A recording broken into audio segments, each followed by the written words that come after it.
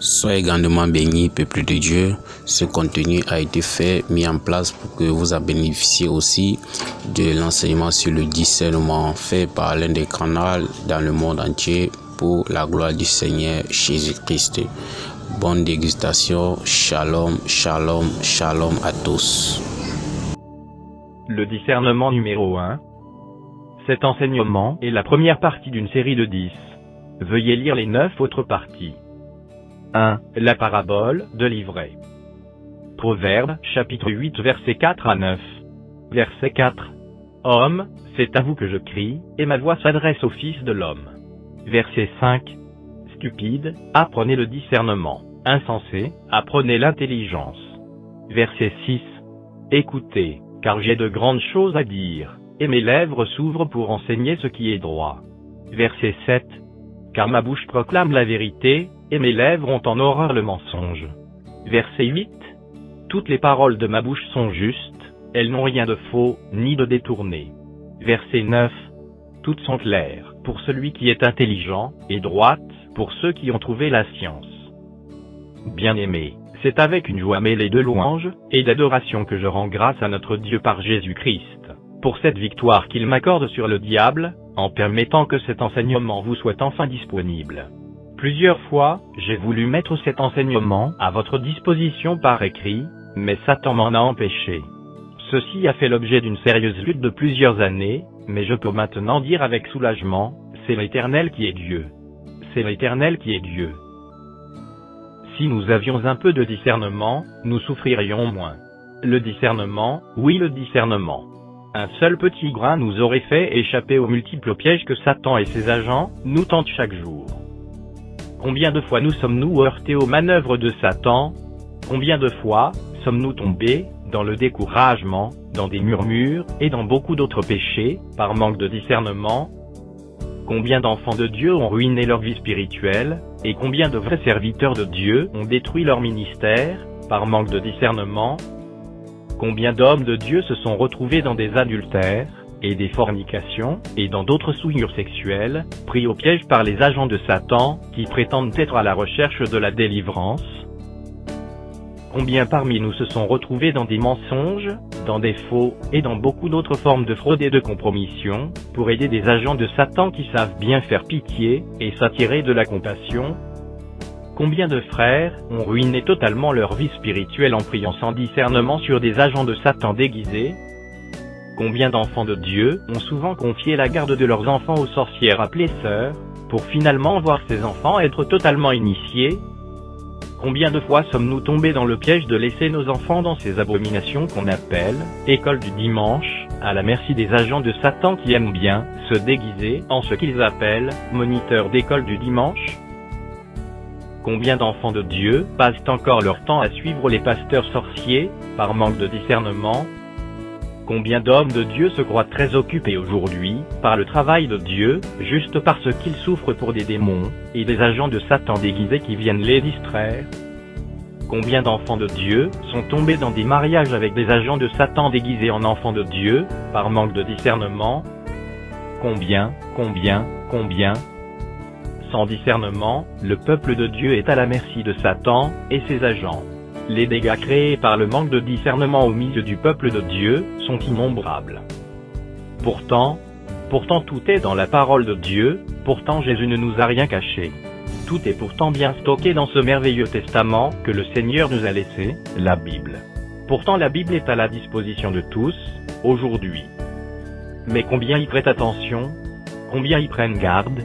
Combien sont encore prêts à payer le prix en méditant, jour et nuit, la parole de Dieu? Tous se sont détournés, tous courent après l'argent, tous pourchassent la vanité, tous courent après la facilité. Tous ne courent que vers des livres dénués de sens, que les cupides fabriquent et vendent. Ils abandonnent la source d'eau vive, pour se creuser des citernes crevassées, qui ne retiennent pas l'eau. Jérémie, chapitre 2, verset 13. Voilà mon peuple, dit l'Éternel. Les faux livres diverses doctrines sataniques sont devenus la source d'enseignement de plusieurs enseignants aujourd'hui. Les instituts sataniques, que l'on appelle instituts bibliques, sont devenus des lieux où des soi-disant serviteurs de Dieu sont formés. Même les quelques-uns qui appartiennent au Seigneur ne trouvent plus l'importance d'aller eux-mêmes dans la Bible chercher à comprendre. Ils ne trouvent plus l'intérêt de se former aux pieds de Jésus. Tous se ruent vers les temples de cupidité et d'égarement qu'on appelle école biblique, pour recevoir les enseignements des démons, qui n'ont aucun fondement biblique. Ils trouvent plus facile de se rabattre sur les mauvais enseignements que les gens de Satan ont soigneusement sélectionnés pour eux. C'est pour cela qu'on a des faux enseignements passe-partout maintenant, et qui font l'unanimité dans les milieux dits chrétiens, et le jour que la vérité arrive, tous sont étonnés, et découvrent, comme pour la première fois les merveilles de la Bible. Peuple de Dieu, retournez à la source pendant qu'il est encore temps. Je vais lire et étudier avec vous ce tout petit passage de la Bible, passage qui, s'il était bien compris, nous aurait fait échapper à beaucoup d'échecs et de frustrations que nous font subir Satan et ses agents. 1.1 Matthieu, chapitre 13 versets 24 à 30, et versets 36 à 43. Lisons Matthieu, chapitre 13 versets 24 à 30. Verset 24. Il leur proposa une autre parabole, et il dit, « Le royaume des cieux est semblable à un homme qui a semé une bonne semence dans son champ. » Verset 25. Mais, pendant que les gens dormaient, son ennemi vint, sema de l'ivraie parmi le blé, et s'en alla. Verset 26. Lorsque l'herbe eut poussé et donné du fruit, l'ivraie parut aussi. Verset 27. Les serviteurs du maître de la maison vinrent lui dire, « Seigneur, n'as-tu pas semé une bonne semence dans ton champ? D'où vient donc qu'il y a de l'ivraie ?» Verset 28. Il leur répondit, « C'est un ennemi qui a fait cela. » Et les serviteurs lui dirent, « Veux-tu que nous allions l'arracher ?» Verset 29. « Non, dit-il, de peur qu'en arrachant l'ivraie, vous ne déraciniez en même temps le blé. » Verset 30. « Laissez croître ensemble l'un et l'autre jusqu'à la moisson, et, à l'époque de la moisson, je dirai au moissonneur, arrachez d'abord l'ivraie, et liez-la en gerbe pour la brûler, mais amassez le blé dans mon grenier. » Le Seigneur Jésus nous révèle dans ce passage l'essentiel de ce qu'il faut comprendre, pour ne pas souffrir inutilement dans son service. Il s'agit de l'origine des hommes qui sont dans le monde. Et dans Matthieu, chapitre 13 versets 36 à 43, nous avons l'explication de cette parabole. Matthieu, chapitre 13 versets 36 à 43, verset 36. Alors il renvoya la foule, et entra dans la maison. Ses disciples s'approchèrent de lui, et dirent, « Explique-nous la parabole de l'ivraie du champ. » Verset 37. Il répondit, « Celui qui sème la bonne semence, c'est le Fils de l'homme. » Verset 38. Le champ, c'est le monde. La bonne semence, ce sont les fils du royaume. L'ivraie, ce sont les fils du malin. Verset 39. L'ennemi qui l'a semé, c'est le diable. La moisson, c'est la fin du monde. Les moissonneurs, ce sont les anges. Verset 40. Or, comme on arrache l'ivraie, et qu'on la jette au feu, il en sera, de même, à la fin du monde. Le Seigneur nous donne clairement l'explication de cette parabole, afin que nul ne tente de l'interpréter à sa manière. Nous comprenons donc de cette explication de Jésus, qu'il y a deux catégories de personnes dans le monde. D'une part, celles qui ont été semées par Dieu lui-même, que la Bible appelle blé, ou bonne semence, ou semence de Dieu, ou enfant de Dieu, ou brebis du Seigneur. D'autre part, celles qui sont semées par Satan. La Bible les appelle ivraie, ou semence de Satan ou enfant du diable, ou fils du malin, ou démon. Vous comprenez donc clairement que tous les hommes qui sont dans le monde, les grands et les petits, les riches et les pauvres, les libres et les esclaves, ne constituent que ces deux groupes. D'un côté, les hommes semés dans le monde par Dieu, ce sont les brebis du Seigneur, et de l'autre côté, les hommes semés dans le monde par Satan, ce sont des démons. Comprenez donc, bien-aimés, que le terme démon, ou l'appellation démon que j'ai utilisé dans mes premières lettres, n'est pas une injure, ou encore moins une insulte. C'est juste parce que vous ne compreniez pas encore, que vous trouviez mon langage dur. Beaucoup d'hommes sur la terre, sont des démons, c'est-à-dire l'ivraie, c'est-à-dire la semence de Satan. L'appellation démon n'est donc pas une insulte, et elle n'est pas seulement pour les démons en esprit. Elle est aussi pour les démons en chair. Que l'on les appelle ivraie, ou enfants de Satan, ou fils du diable, ou semence de Satan, ou démons, c'est la même chose. De cet enseignement, il ressort donc clairement qu'il y a sur la terre des gens qui ne seront jamais sauvés. Ceci n'a rien à voir avec la notion de la prédestination telle que beaucoup de frères l'entendent. je vais m'attarder un peu sur cette notion, pour rendre les choses plus claires. Mais avant de parler de la prédestination, je voudrais d'abord faire une mise en garde, par rapport à la mauvaise interprétation du passage de Matthieu, chapitre 13 versets 28 à 29. 1.2. Mise en garde. Comme vous l'avez lu dans la parabole de l'ivraie ci-dessus, le Seigneur a demandé à ses serviteurs de ne pas arracher l'ivraie du champ, mais de laisser le blé et l'ivraie croître ensemble jusqu'à la moisson. Les faux pasteurs choisissent chaque fois de tordre expressément le sens de ce passage, pour justifier leur folie. Dieu a demandé aux pasteurs de chasser de l'Église tous les méchants, c'est-à-dire tous ceux qui s'appellent chrétiens et qui refusent d'obéir à la parole de Dieu. Cet enseignement nous est clairement donné dans 1 Corinthiens chapitre 5, versets 9 à 13. Verset 9. Je vous ai écrit dans ma lettre de ne pas avoir des relations avec les impudiques. Verset 10. Non pas d'une manière absolue avec les impudiques de ce monde, ou avec les cupides et les ravisseurs, ou avec les idolâtres. Autrement, il vous faudrait sortir du monde. Verset 11. Maintenant, ce que je vous ai écrit, c'est de ne pas avoir des relations avec quelqu'un qui, se nommant frère, est impudique, ou cupide, ou idolâtre, ou outrageux, ou ivrogne, ou ravisseur, de ne pas même manger avec un tel homme. Verset 12. Qu'ai-je, en effet, à juger ceux du dehors? N'est-ce pas ceux du dedans que vous avez à juger? Verset 13. Pour ceux du dehors, Dieu les juge. Ôtez le méchant du milieu de vous. 1 Corinthiens chapitre 5, versets 9 à 13. Mais à cause de la cupidité, à cause des recettes des dîmes et offrandes que ces sorciers pasteurs veulent préserver, ils refusent de chasser les méchants de l'Église. Et quand on les confronte avec cet enseignement, en expliquant que la place des méchants n'est pas dans l'Église, mais bel et bien hors de l'Église, ces pasteurs cupides disent que Dieu a dit de laisser les méchants jusqu'au dernier jour, et que c'est lui-même, Dieu, qui viendra s'en occuper. Bien-aimés, voici le piège dans lequel vous ne devrez plus jamais tomber. Dans Matthieu chapitre 13 verset 38, le Seigneur précise que le champ, c'est le monde, comme je l'ai souligné dans le verset plus haut, et non pas l'Église. Le champ, c'est le monde, et non pas l'Église. Dieu n'a pas demandé de laisser les méchants dans l'Église jusqu'au temps de la moisson, il a plutôt demandé de laisser les méchants dans le monde jusqu'au temps de la moisson. Nous ne pouvons pas ôter les agents de Satan, de ce monde, car nous sommes dans leur monde. C'est le Seigneur qui s'occupera d'eux au jour du jugement. Mais l'Église quant à elle, est le territoire de Dieu, c'est le territoire des enfants de Dieu. Et nous ne devons pas laisser dans ce territoire, des méchants qui choisissent, volontairement, de vivre à leur manière, et non pas à la manière de Dieu. Retenez donc clairement que dans 1 Corinthiens 5, il n'est plus question du monde, il est plutôt question de l'Église. Et là, Dieu nous demande de chasser du milieu de nous, tous les méchants, c'est-à-dire tous ceux qui se nomment frères, et qui choisissent, volontairement, de vivre à leur manière. Leur place est hors de l'Église, et non dans l'Église. Pourquoi? La réponse nous est donnée dans 1 Corinthiens chapitre 5, verset 6. C'est bien à tort que vous vous glorifiez. Ne savez-vous pas qu'un peu de levain fait lever toute la pâte? Et dans 1 Corinthiens chapitre 15, verset 33, ne vous y trompez pas, les mauvaises compagnies corrompent les bonnes mœurs. Sachez donc, que c'est à cause de l'amour de l'argent que ces pasteurs sorciers tordent le sens de Matthieu, chapitre 13 verset 38, pour garder dans l'Église, tous les méchants.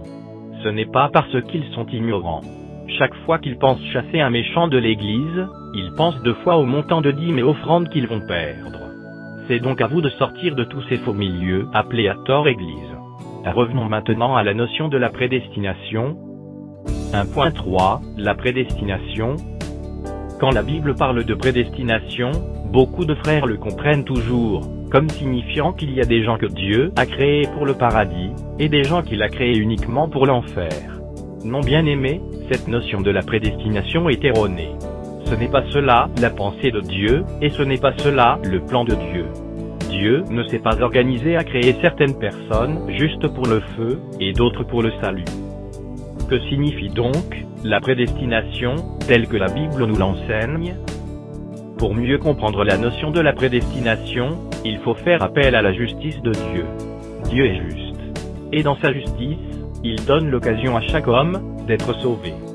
Jean, chapitre 3 verset 16, nous dit, « Car Dieu a tant aimé le monde qu'il a donné son Fils unique, afin que quiconque croit en lui ne périsse point, mais qu'il ait la vie éternelle. » dans plusieurs passages de la Bible, tels que Romains chapitre 8, versets 29 à 30, Éphésiens chapitre 1, versets 3 à 5 et verset 11, 1 Pierre chapitre 1 versets 19 à 21, Apocalypse chapitre 13, versets 7 à 9, Matthieu chapitre 25 versets 33 à 35, Jean chapitre 17 versets 23 à 25, Apocalypse chapitre 17, versets 7 à 9, etc. La parole de Dieu nous donne des références sur cette notion. Ce que la Bible nous enseigne, c'est que Dieu, dans sa grandeur, connaît d'avance ceux qui sont à lui, et aussi ceux qui sont du malin. Il les connaît tous, et peut en parler au présent, avant la fin de toutes choses, comme si l'on était déjà parvenu à la fin. Chaque personne dans le monde est donc, soit une semence de Dieu, c'est-à-dire une brebis de Jésus-Christ, soit une semence de Satan, c'est-à-dire un démon. 1.4. Combien sont-ils?